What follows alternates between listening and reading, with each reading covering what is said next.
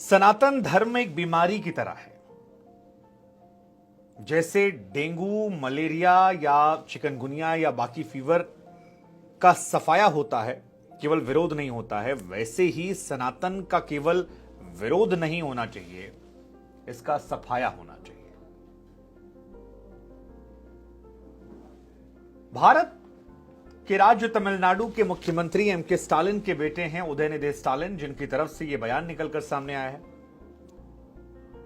और उनका यह कहना कि सनातन कोई धर्म नहीं है बल्कि एक बीमारी है, एक ऐसी बीमारी जिसे सिर्फ विरोध ना किया जाए, उसका सफाया कर दिया जाए, फिलहाल सुर्खियों के में है।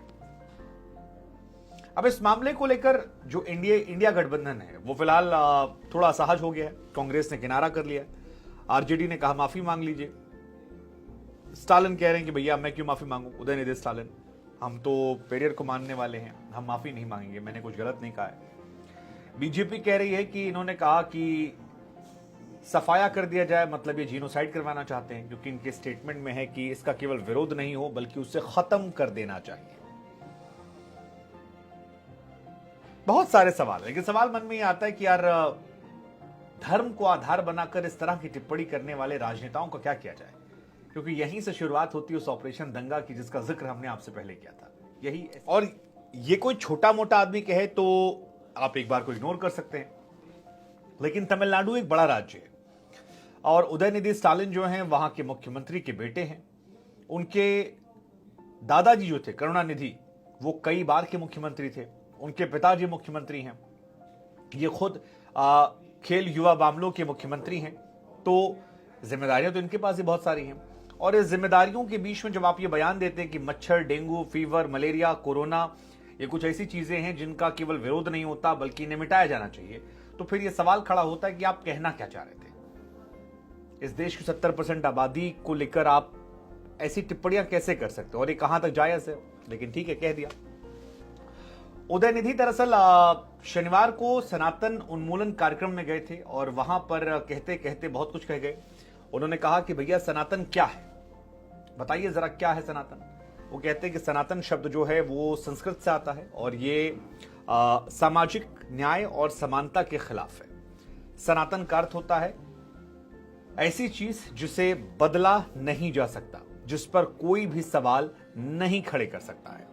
और इसी को फिर उन्होंने मलेरिया और डेंगू से जोड़ दिया और इसे एक बीमारी बताते हुए कहा कि इसका सिर्फ विरोध मत कीजिए बल्कि इसका आप सफाया कर दीजिए।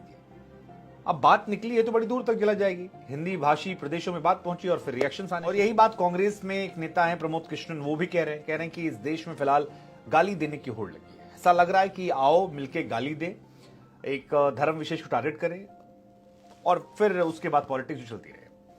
कांग्रेस के एक और नेता है महाराष्ट्र से नाना पटोले, वो कह रहे हैं कि भैया हमारा तो स्टैंड बहुत क्लियर है, हम किसी भी पॉलिटिकल पार्टी के नेता का स्टैंड हम नहीं लेते हैं, लेकिन किसी भी रिलीजन को हम गाली नहीं देते, हमारा कोई मतलब नहीं है, उनके बयान की जिम्मेदारी वो लें। आरजेडी की तरफ से कहा गया है, मृत्युंजय तिवारी कह रहे थे कि माफी मांग लेनी चाहिए। हालांकि उदयनिधि स्टालिन जो है वो कह रहे हैं कि मैं डरता नहीं हूं, मैंने जो कहा है सोच समझ कर कहा है और हम पेरियार अन्ना के फॉलोअर हैं, हम सामाजिक न्याय की लड़ाई लड़ते हैं और मैं कल भी यही कहूंगा कि द्रविड़ भूमि से सनातन को धर्म को रोकने का संकल्प जो है वो कम नहीं होगा और इसको हम करते रहेंगे। उदयनिधि इससे पहले जितनी बार चर्चा में आए हैं वो या तो हिंदी भाषा को लेकर उनके बयान जो हैं, वैसे उदयनिधि से एक बार मैं भी मिल चुका हूं, उन्हें हिंदी आती है। उनका इंटरव्यू लेने गया था मैं 2019 में, तो उनकी वो वाइफ आई थी वोट डालने के लिए, मैंने उनसे सवाल पूछा, मैंने कहा मैं सवाल पूछूंगा आप हिंदी जवाब देगा। उनको हिंदी आज समझ में आती थी बट उन्होंने कहा कि I won't answer in Hindi, मैं अंग्रेजी में जवाब दूंगा, शायद उनकी स्टेट पॉलिटिक्स है बट वो चलता है। बट यहां पर उनका विवाद, उसके बाद अरुण जेटली और सुषमा स्वराज जी की मौत को लेकर पहले प्रधानमंत्री मोदी को जिम्मेदार ठहराया था, कहा था उनके टॉर्चर की वजह से वो मरे, और अब सनातन धर्म को लेकर विवाद। तो जितनी भी खबरें उनकी इर्द गिर्द नेगेटिव खबरें। आचार्य सत्येंद्र दास जो अयोध्या में रहते हैं उनकी तरफ से कहा गया कि उदयनिधि को पता ही नहीं है सनातन क्या है, सनातन धर्म खत्म नहीं हो सकता, सदियों से चलता आ रहा है, जब कुछ अत्याचार हुए तब भी ये रह गया, तो अब ऐसे बयानों से क्या जाएगा। जो वो समझ रहे हैं, जो उनकी समझ है वो हल्की है और इस समझ को लेकर क्या कहा जाए।